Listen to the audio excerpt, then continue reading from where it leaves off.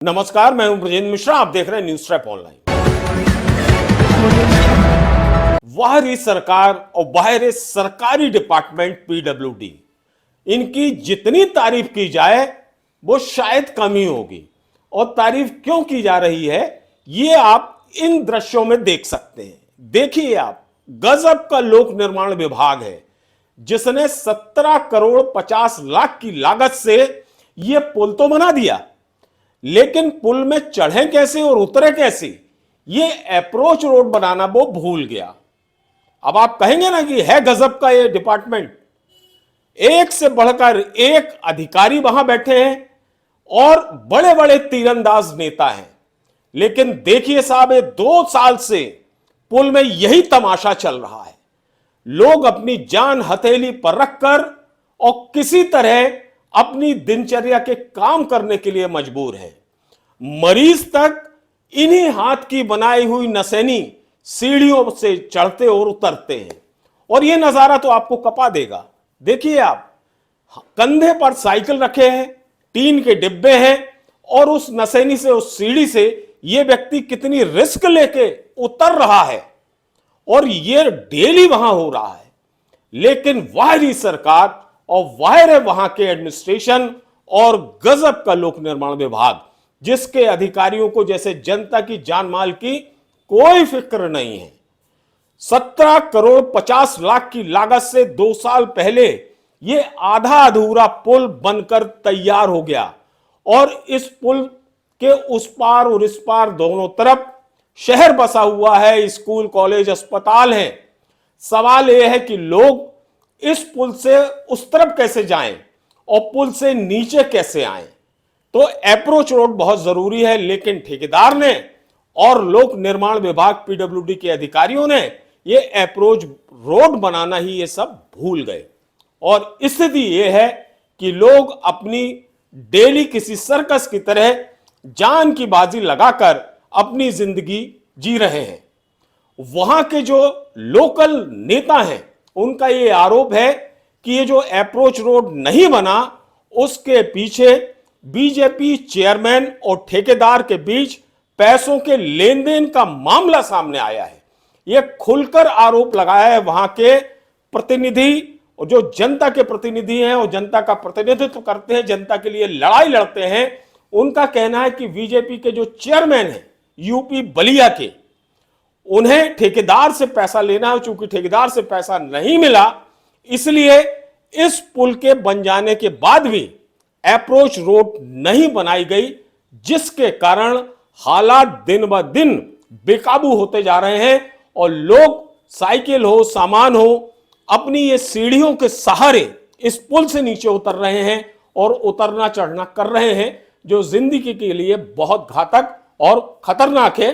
जरा सुनिए ये महोदय किस तरह के आरोप बीजेपी चेयरमैन पर लगा रहे हैं। चेयरमैन माननीय अमरजीत सिंह शिलान्यास किए हैं, आप लोग वीडियो देखे होंगे। और पूर्व मंत्री जी और भी बहुत भाजपा के नेता थे जो इनका शिलान्यास किए पुलिया का, और स्वयं खुद अमरजीत सिंह इस पुलिया को रोके हैं। अमरजीत सिंह ही इस पुलिया को ठेकेदारों से पैसा लेने के लिए इस पुलिया के आवागमन को रोके हैं। कितने साल से ये समस्या है? लगभग 2 साल से ज्यादा समय हो गया सर जी। 2 साल से किसानों का ठीक से खेती बाड़ी नहीं हो रहा है। माताओं बहनों को इधर देख लीजिए, ये सब आई हैं तो परेशानी है। बच्चे इस सीढ़ी से उतर के स्कूल जा रहे हैं। आप समाज को भयभीत कर रहे हैं कि हम सत्ता के चेयरमैन हैं, हमारे सर पे मंत्री का हाथ है, सांसद का हाथ है। तो मैं चितबड़ा गांव का नौजवान उनको बताना चाहता हूं कि सबसे बड़ी सरकार हमारी जनता है और जनता उखड़ के आएगी। और निश्चित ही मान लीजिए कि इस पुल का अब हम लोग आवागमन चालू करा के ही दम लेंगे। अगर चालू नहीं होता है, जब इस बारे में पीडब्ल्यूडी के अधिकारियों से यह पूछा गया है कि यह क्या तमाशा है, पुल आपने बना दिया, अप्रोच रोड बनाई नहीं, लोग पुल पे कैसे चढ़ेंगे, कैसे उतरेंगे, साइकिल कंधे पर रख के क्या इसी तरह अपनी जिंदगी दांव पर लगाएंगे? हाथ से बनाई हुई जो नसैनी है, बांस बल्ली, उसके सहारे के अपनी जिंदगी को दांव पर लगाएंगे? क्या महिलाएं और मरीज क्या इसी तरह इन सीढ़ियों से उतरेंगे और चढ़ेंगे? ये क्या उनके लिए जान माल की हिफाजत के लिए ठीक है? ये तमाम सवाल जब उस अधिकारी से किए गए तो उस अधिकारी ने सीधे सीधे पीडब्ल्यूडी के सेतु निगम को जिम्मेवार ठहरा दिया और ये गलती मानी कि वास्तव में पुल आधा अधूरा है और ये बहुत रिस्की है और जिस हिसाब से ये काम यहां चल रहा है ये किसी सर्कस से कम नहीं है और इसमें हर आदमी की जिंदगी बहुत खतरे में है। कब कौन सा हादसा हो जाए कहा नहीं जा सकता। ये इस तरह की दलील ऐसा लग रहा है कि ये अधिकारी भाषण दे रहे हैं। सवाल यह है कि इनका भाषण जरूरी है या जनता की जानमाल की हिफाजत जरूरी है। यदि इन्हें अपने भाषण में यह सारी सच्चाई समझ में आ रही है तो फिर इन्होंने समय रहते अप्रोच रोड क्यों नहीं बनाई। जरा सुनिए इन अधिकारी की जो दलीलें हैं वो क्या कह रहे हैं। सेतु निगम को बुलाया था इस संबंध में। ये बात बिल्कुल सही है कि पुल का कार्य अभी अधूरा है और अप्रोच के अभी तो पुल ही नहीं बन पाया, इसलिए अप्रोच रोड का प्रश्न ही नहीं है। पुल जब निर्माण कार्य पूरा हो जाएगा तो उसके बाद कनेक्टिंग रोड बन पाएगी।